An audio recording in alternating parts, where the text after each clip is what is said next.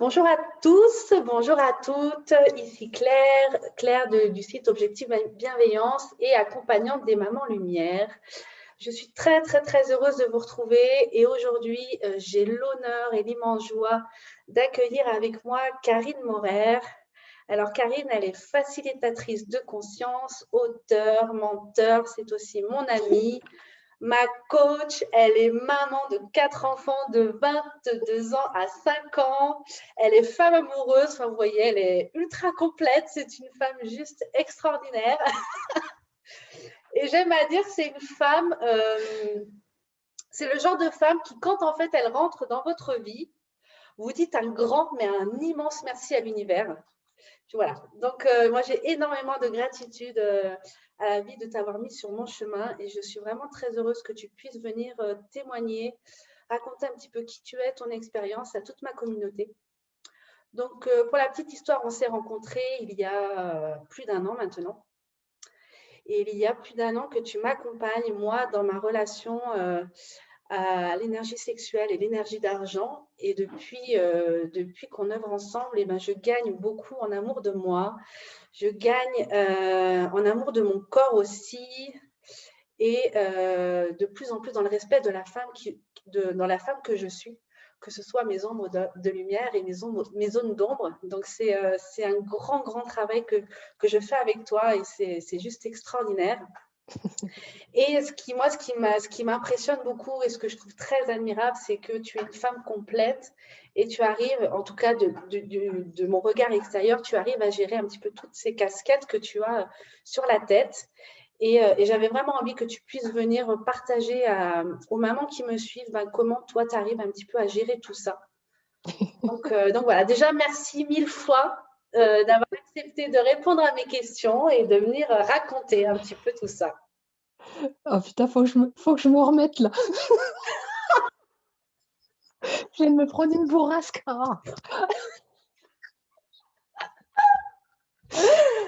Oh my God, Respire. ça, attends, je respire, je vais rentrer dans mon bassin parce que Voilà, là, on respire dans le bassin. Ça, c'est une chose que tu m'as apprise à respirer dans mon bassin, ce qui n'est pas rien. Oh, finesse, là, je m'assois là. Je m'assois, je viens de me prendre une bourrasque de ta puissance de femme. Oh, bah dis donc. Ah, ça y est, ça va aller. Tout se passe bien, Karine. Alors, comment je fais pour concilier toutes ces casquettes? Eh ben, au départ, déjà, j'ai voulu faire. J'ai voulu être parfaite dans tous les domaines. Et en fait, cette actionnite aiguë à être à la fois une super bonne mère présente, une super entrepreneuse et une super amante, en fait, je me suis totalement asphyxiée. Oh, comme c'est étrange. Oh punaise! C'était, la course à la perfectionnite aiguë. Ouais, mais je vois bien. Ouais, ouais. Bah, moi, je viens de là, hein. Bon, de temps en temps, j'ai des relents, j'ai des bouffées, hein, qui me remontent, mais enfin, je suis vite remise, à l'ordre, de l'être. Mais c'est intéressant ta question parce qu'en fait, comment j'ai fait pour concilier? Bah, déjà, honnêtement, dans l'expérience que j'en ai moi, en tout cas, c'est que j'ai eu l'impression, d'abandonner un à un ces personnages. C'est-à-dire que pour être une entrepreneuse, bah, à un moment donné, j'ai abandonné, ou j'ai mis un petit peu de côté mon rôle de mère et puis Mhm. après, je me suis rendu compte que j'y étais plus, donc je culpabilisais. Alors je délaissais un peu l'entrepreneuriat pour me consacrer plus à mon rôle de mère et puis après, je me rendais compte que quand j'étais trop mère, j'étais pas amante et enfin voilà, j'avais cette sensation, de surinvestir un espace, de désinvestir un autre. Et en fait, de me voir faire comme cela, très vite, en fait, je me suis mis en charge d'une culpabilité monstre. Je peux encore avoir des relents, hein, surtout quand je dis à ma fille que je ne suis pas disponible alors qu'elle voudrait faire un puzzle et que moi, je suis en train de faire un post. Voilà. Une Et que espèce je de la... conflit intérieur qui C'est vient de temps ça, en temps. oui, oui. Et ben en fait, je m'y suis faite. Voilà. C'est juste ça, en fait. Ah oui, oui, oui. Ah, mais je m'y suis faite. Bon, ben voilà, je rejette ma fille. Ça fait écho au propre rejet que j'ai reçu de ma propre mère. Et c'était soit je rentrais dans le dramaturge et dans une histoire gluante où je voulais être en opposition au schéma de ma mère, ou soit, bah, vous voyez, c'est comme là, tout de suite, là, bah, je me marre, quoi. Bah ouais. Et en fait, le fait d'en rire, ça désamorce énormément la culpabilité, ça allège. Et pour le coup, J'explique à Iléna, en fait, parce que moi, le plus gros conflit se situe vraiment entre l'entrepreneuriat et la maternité, le fait d'être maman. Mes aînés, et surtout mon troisième enfant, Meyane, que j'ai une fois tous les 15 jours, en fait, il me voit très souvent avec mon téléphone et il me le fait bien comprendre. Oui, de toute façon, maman, tu es toujours avec ton téléphone, tu m'aimes plus. Enfin voilà, il fait jouer la corde sensible. Et donc, première réaction, c'est la défense, évidemment. Et puis, finalement, à un moment donné, ben, je lui dis, tu sais, moi, avec mon téléphone, bah, je gagne des sous, quoi. C'est par là que j'œuvre. Et puis, finalement, la deuxième étape, donc la première étape, c'est la défense. Non, la première, c'est accueil de l'uppercut. Deuxième étape, la défense. Troisième étape, dit, bon, OK. Bon, OK. J'avale. Voilà. Et finalement, voilà, je ne vais pas culpabiliser. Il y a un fond de vérité dans ce qui est dit. Donc, en fait, maintenant, je ne lutte plus. Je ne lutte plus contre cela. Je dis oui. Je dis oui. Voilà. Et l'autre jour, je lui ai dit, il m'a dit, oui, maman, tu m'aimes plus ou tu m'aimes moins. Je lui ai dit, mais écoute, si ça te fait plaisir de sentir cela, mais écoute, je pourrais pas changer cela à ta place. Si tu en as besoin pour le moment de penser que je t'aime plus, ça t'appartient. Et ça a été dit vraiment avec beaucoup d'amour, beaucoup Bien de sûr. bienveillance. Mais le plus difficile pour moi, c'est avec Iléna, parce qu'en fait, elle a 5 ans, elle demande quand même beaucoup de présence, et que bah, ça me demande en fait de jongler en fait et de surfer avec les espaces du temps, parce que c'est qu'une espace du temps en fait. Et de pouvoir, comme en plus je travaille à la maison, donc pour elle, au début, quand elle était toute petite, c'était difficile d'intégrer que maman, même quand elle est à la maison, en fait, ça peut être une présence-absence, elle peut être là, mais elle n'est pas disponible. Ouais. Voilà. Et pour moi, ça a été très compliqué, en fait, hein,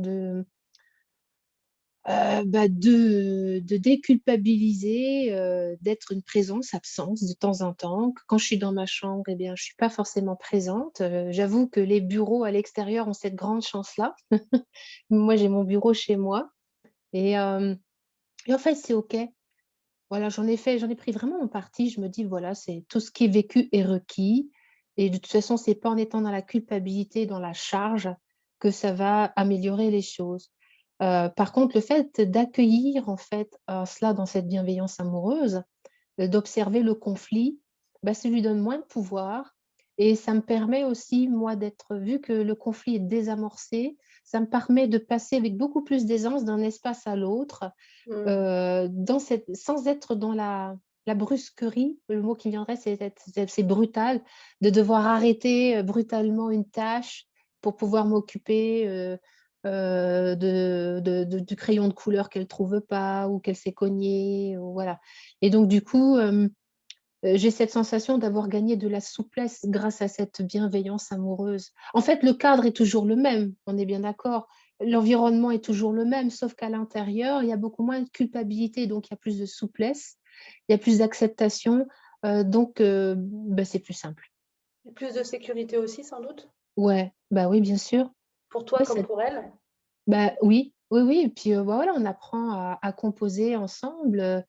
Elle est très exigeante, hein, et Iléna, elle est très, très exigeante et je la comprends parce que si elle ne l'était pas, je pense aussi que je me laisserais totalement embarquer dans l'entrepreneuriat. Je Ouais. suis quelqu'un qui suis foncièrement passionnée et entière. Donc en fait, Iléna, c'est un peu, et mon compagnon, c'est un peu comme des garde-fous, entre guillemets, pour me dire, ouh, t'as une autre vie à côté, quoi.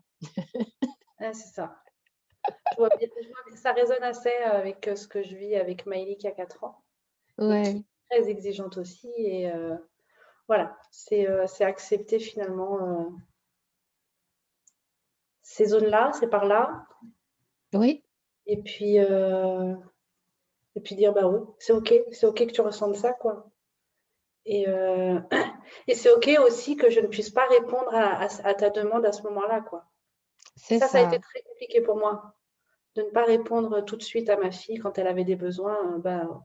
Et Hmm. parfois de lui dire, ben non, ça attendra un peu parce que moi, j'ai besoin aussi de ça, quoi.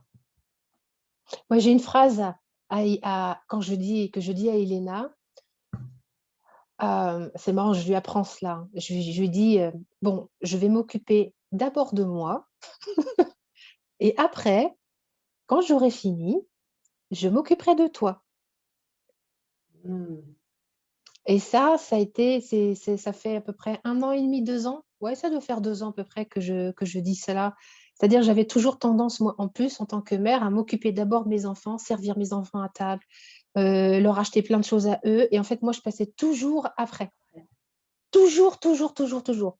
Que ce soit pour prendre un bain, que ce soit pour, m'habiller. Par exemple, le dimanche, souvent le dimanche, on s'habille un peu mieux, tu vois? On va voir la belle famille ou on a des repas en famille. Donc, je passais, tout mon temps à m'occuper des enfants, à bien les habiller, à les coiffer et puis finalement, moi, je me retrouvais toujours à m'occuper de moi un peu à l'arrache et puis, mon compagnon m'engueulait: «Ah, on va être en retard et tout». Puis moi, j'étais toujours en train de courir et à un moment donné, je me suis dit: «Ah non, on va inverser la donne. C'est je m'occupe de moi et quand j'aurai fini, je m'occuperai de toi». Et je lui apprends cela à Iléna, à Mmh. d'abord s'occuper d'elle et quand elle a fini avec elle, elle peut le faire pour quelqu'un d'autre. Mmh. Mais voilà, c'était une phrase, assez intéressante à mettre en place dans tous les cas, pour moi. Ouais, ouais. Et c'est assez intéressant parce que du coup, moi, j'ai écrit il y a quelque temps, enfin, j'ai commencé à faire des interviews il y a quelque temps. Et finalement, le thème de l'interview, c'était tu es maman, ok, mais comment est-ce que toi, tu te choisis? Et je me suis rendu compte quand j'ai créé cette séquence d'interview au départ et que je disais je suis maman, je me choisis. Mmh mh. Ça grinçait souvent en face. C'était assez intéressant de voir pourquoi ça grinçait et pourquoi beaucoup rentraient dans mais si je me choisis, je suis dans l'égoïsme, quoi. Et Ouais, c'est voir ça cette et barrière-là, tu vois, qui je est comme comprends parfaitement parce qu'on a été élevés comme cela, mmh, à renoncer d'abord à nos besoins pour anticiper les besoins des autres. Et ce qui se passe aussi dans l'entrepreneuriat que moi je constate énormément, c'est-à-dire que dans le web entrepreneuriat où, quand les gens entreprennent, tu sais, avec des business en ligne, tu as plein de formations, tu as plein de coachs, tu as plein de mentors là-dedans et en mmh fait, ces coachs-là, très souvent, pour beaucoup d'entre eux sont célibataires et n'ont pas d'enfants. Et en fait, ils ont tendance à vouloir nous faire dire, nous, en tant que parents et en tant que mari, enfin, en tant que femme ou épouse ou compagne, que, quand on ne fait pas quelque chose, c'est qu'on se cache derrière le rôle des parents ou derrière le rôle de femme ou machin. C'est pas qu'on se cache, c'est que avant d'être entrepreneuse, je dirais même avant, moi, avant d'être entrepreneuse, j'ai été amante, j'ai été mère et ensuite j'ai été entrepreneuse. Et pour moi, le bon coaching, le bon accompagnement, c'est la personne qui va, tenir compte de toutes ces facettes-là de la personne qui veut entreprendre. On ne lui demande pas finalement de lâcher les autres, rôles qu'elle a, parce qu'elles sont fondamentales à son équilibre. et oui, Et on lui apprend à composer avec. voilà, jongler avec tout ça, quoi. Exactement et ça, je vois, il y a vraiment des grosses erreurs, moi, je récupère quelquefois des femmes en accompagnement individuel où je les vois, elles sont totalement, perdues dans des injonctions, en fait, qui leur a été données de l'extérieur, comme quoi quand elles préfèrent s'occuper de leurs enfants, finalement, ça veut dire que, elles sont dans la procrastination ou dans l'évitement ou dans le sabotage de l'entrepreneuriat. C'est pas vrai. C'est qu'il faut tenir compte que leur énergie vitale, est partagée en plusieurs parts Mmh. et qu'un homme ou une femme qui est un accom enfin qui a un business en ligne, qui n'a pas de compagnon et qui a pas de gosse, il a 100 de son énergie pour son business. Ouais. Moi, il a fallu que je fasse le deuil vraiment de ce à quoi mon ego surdimensionné voulait, que mes projets, de femme divine intégrale, argent égale joie, voilà, il a fallu que je fasse le deuil de ce à quoi je voulais qu'il ressemble parce qu'en fait, il y a un rythme et moi le rythme d'être mère, le rythme d'être une épouse, c'était aussi important, aussi épanouissant en tout cas pour moi que d'être entrepreneuse. Et le rythme, effectivement, j'étais pas comme certains entrepreneurs qui te produisent une formation par mois ou Et oui. qui courent après un chiffre d'affaires de dingue. Moi, c'était pas cela à la base. Moi, quand je me suis lancée et je me suis perdue là-dedans. Je me suis perdue, je me suis confondue dans les objectifs dans tout ce qu'on nous propose actuellement, c'est-à-dire être un entrepreneur riche, d'être une entrepreneuse de succès, d'être une entrepreneuse avec des likes, avec des vues et finalement, où est l'équilibre? Hmm. Où est l'équilibre? Et moi, dans tous les cas, j'ai revu ma copie avec le premier confinement. Voilà, j'ai revu vraiment ma copie où j'ai vraiment arrêté d'être focus là-dessus. L'entrepreneuriat est passé, a repris sa vraie place. Et depuis que l'entrepreneuriat a repris sa vraie place, ça se fait tout seul, en fait. Enfin, toi, tu me vois, tu es au plus Ouais. proche de moi, tu es une des personnes les plus proches de moi dans cette émergence-là. Tu vois bien. Mm. Bien Tu vois sûr. bien et je coupe, et je passe du temps avec mon chéri, je passe du temps avec ma fille et je passe du temps avec mes amis et je passe du temps avec ma mère et voilà. Mais c'est vrai qu'au départ, ce lancement d'entrepreneuriat nous demande en fait d'investir beaucoup d'énergie, un peu au détriment en fait, des autres espaces de nous, des autres équilibres et à un moment donné, c'est comme quand tu fais du vélo. Tu sais, c'est comme au départ, tu sais, tu lances la machine, donc il faut quand même lancer une Il inertie, faut pédaler. il faut pédaler, sauf qu'à un moment donné, bah, ton business peut être en roue libre et toi, tu es toujours en train de vouloir pédaler. Ouais, c'est ça. Voilà, donc moi, j'ai arrêté de pédaler, j'en fais vachement moins. J'ai vachement moins d'objectifs quand je vois ce qui se passe autour de moi. Voilà. En fait, ça me donne le tournis, je m'en fous royalement. Moi, ce qui m'intéresse, c'est de tomber de plus en plus en amour de moi. Hmm. Voilà, ce qui m'intéresse, pour moi, la réussite, elle est vraiment centrée sur ma personne, sur moi. Le business, c'est une conséquence, en fait. C'est devenu une conséquence, mais ce n'est Waouh. plus la raison. D'accord. Voilà. Moi, Je- j'avais une grosse faille narcissique à la base où j'avais besoin de me prouver que j'existe. J'avais besoin, si tu veux, au départ, quand je me suis lancée, je voulais me prouver que j'avais quelque chose à partager au monde. Je voulais me prouver tellement de choses. Je voulais prouver ma légitimité. Moi, le business, ça m'a servi juste à ça, mais maintenant que je me sens légitime, qu'est-ce que tu veux que je continue à courir dans la choucroute? C'est ça. Donc, moi, j'ai largement assez pour vivre. Je cours plus après l'argent comme j'ai couru avant. Mon programme Argent égale joie ne vient plus du tout s'incruster au même endroit chez moi. Mais je suis comme ça aujourd'hui, mais dans 6 mois, je serai encore différente. C'est ça qui est juste génial avec la conscience. C'est on est en puissance continuellement avec la conscience amoureuse qui nous permet vraiment c'est ça finalement le fameux alignement, un business aligné. C'est Waouh. s'empuissancer soi-même à Hmm. partir donc d'une sexualité consciente et vivante, à partir d'un bassin sécure et arrêter de vivre par procuration à travers son business. Et du coup, donc Iléna a 5 ans, Oui, donc elle te voit évidemment, tu es, bah, voilà, tu es un modèle pour elle, comme chaque maman est un modèle pour ses enfants et notamment pour les filles. Donc voilà, tu es qui tu es aujourd'hui et avec ta grande, donc qui a 21 ans, Candice, j'imagine qu'il y a 21 ans, bah, évidemment, ça ne se passait pas comme ça. En tout cas, toi, la conscience n'était pas celle qui est présente aujourd'hui. Comment tu accompagnes notamment Candice à justement grandir et à devenir une femme épanouie, femme qui s'assume, qui je accepte meurs. ses zones d'ombre, ses zones de lumière, enfin, tu vois. Je meurs. Non, mais je meurs. En fait, quand je dis je meurs, c'est la mère meurt. Comment je l'accompagne?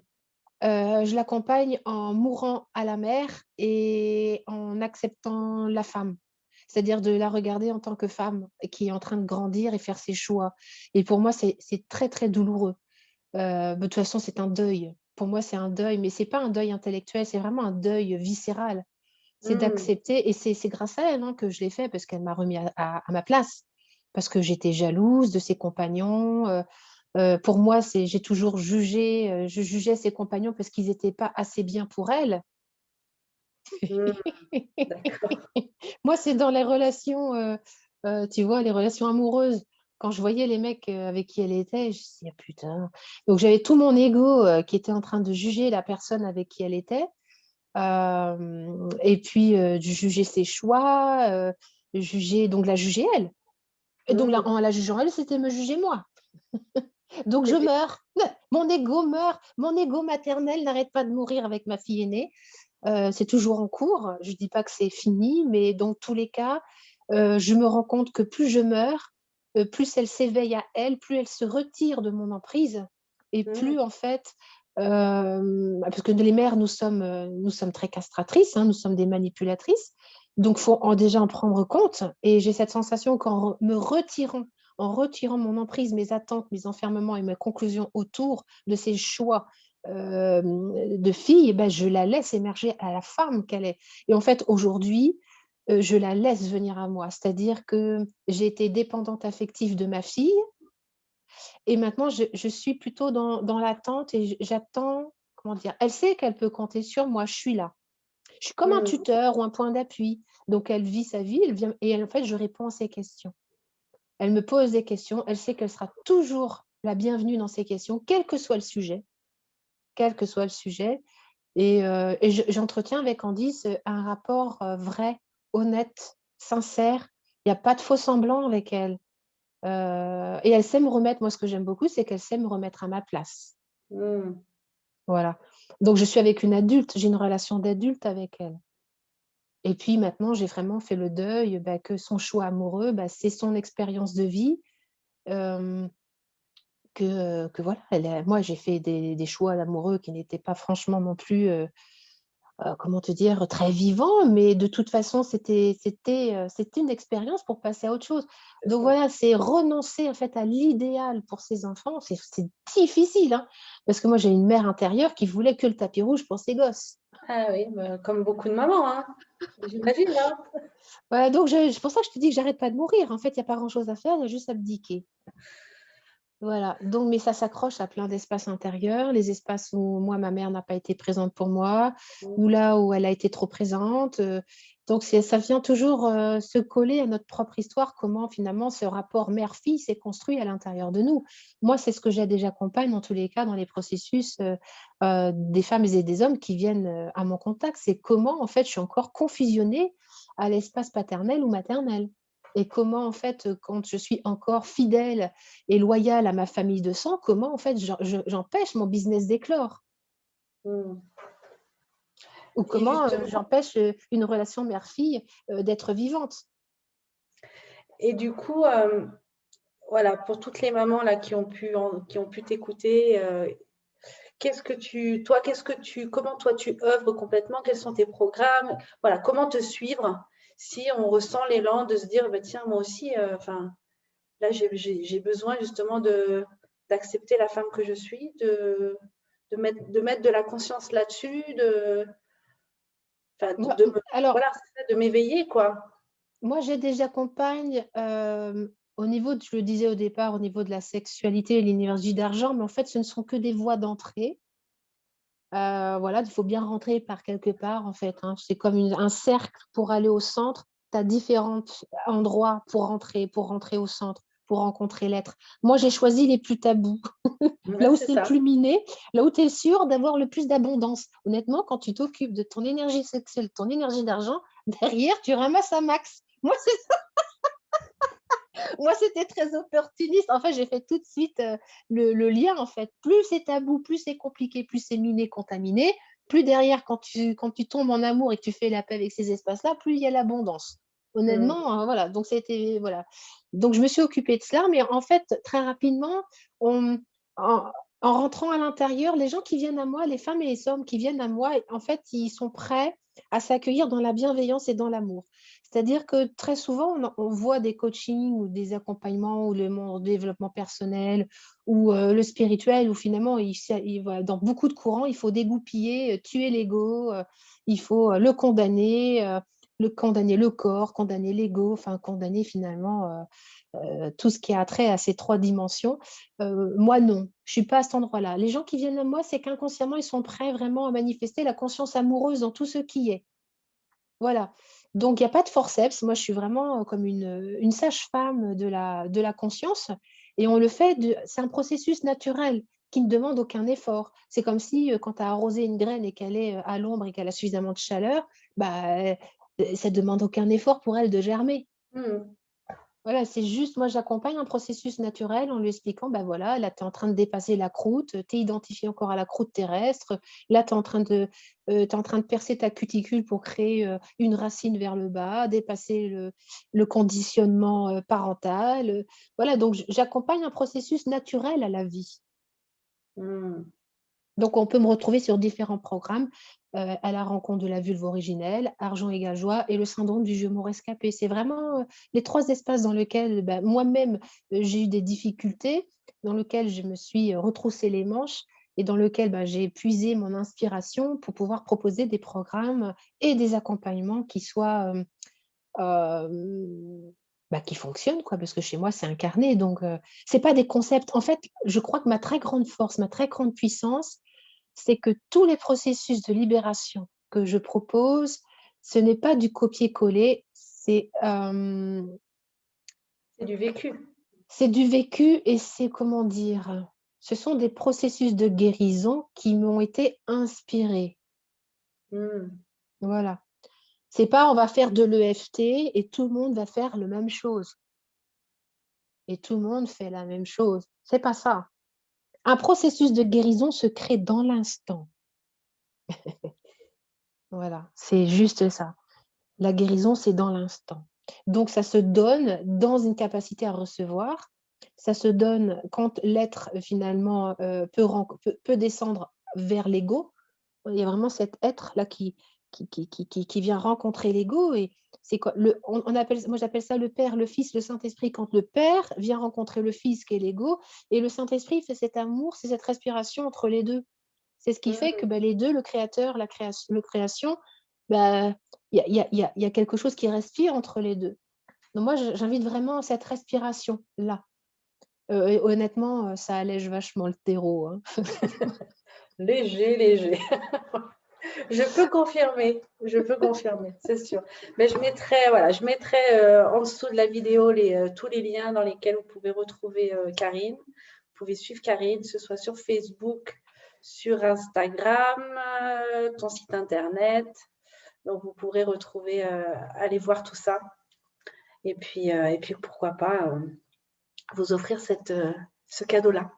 Parce que c'est véritablement un cadeau que de se choisir, quoi. Et dans le Graal, en bas, Et dans le Graal. c'est pas à se choisir en surface, hein. Alors, c'est Mm, bien, on commence tous par la surface.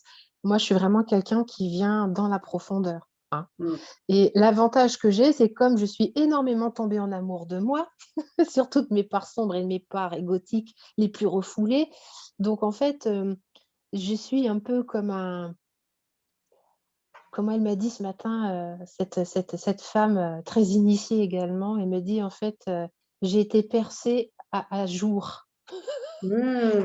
J'ai été percée à jour, c'est-à-dire qu'en fait, l'ego, je le vois et je l'aime quand il se manifeste. Et je suis un peu comme un rétroviseur qui vient, en fait, quand on vient en séance avec moi, en fait, je suis juste un rétroviseur qui permet en fait aux personnes de voir dans des angles morts. Ouais. Mais les angles morts, ils ont toujours existé, donc vous le savez qu'ils sont là, sauf que vous n'avez pas la vue dessus. Moi, je suis Ouais. juste un rétroviseur, c'est tout ce que je fais. Et on rigole bien. Et Bon, allez, quel bon. rétroviseur? Mais après, c'est pas de casser le rétroviseur et de le Non, non. condamner, ou c'est pas le fait de condamner l'angle mort, c'est d'accepter avec beaucoup d'humilité et de bienveillance que c'est comme ça. Voilà, que c'est. Voilà. Et ça libère énormément. Et effectivement, il y a des angles qui sont plus ou moins faciles. Ah bah oui. Mais ça serait si tout était facile. Mais Et le en genre fait, c'est juste difficile pour l'ego, pour le personnage qui s'est tellement formaté à regarder sous un certain angle, qui voit que devant, mais qui n'arrive pas à regarder tous les angles morts. Mais pour l'âme, pour l'être infini source, en fait, mais comment dire, il attend que ça. Il attend que ça, en fait, qu'on investisse, qu'on lui laisse de la place dans toutes les zones d'ombre. Hmm. Wow. Bon ben Mhm. voilà. Il n'y a plus qu'à. Eh ben écoute, mille merci. Merci, merci de ta confiance. Merci de tout ce que tu partages aujourd'hui, de toute la valeur que tu m'offres à moi et que tu offres au monde. Et voilà. Et je vous invite sincèrement à suivre Karine et aller voir ce qu'elle propose, ce qu'elle peut vous partager parce que c'est très, très, très puissant. Et voilà, c'est un beau cadeau que vous pouvez vous faire en tout cas. Merci Karine, Merci je à t'embrasse toi. très, très Ciao, ciao, ciao, fort. ciao. Et puis je vous dis à toutes à très bientôt. On se retrouvera pour une autre rencontre, un autre partage. Et puis je vous souhaite de passer une très, très belle journée. Je vous dis à bientôt. Bye Ciao, tout le ciao. monde.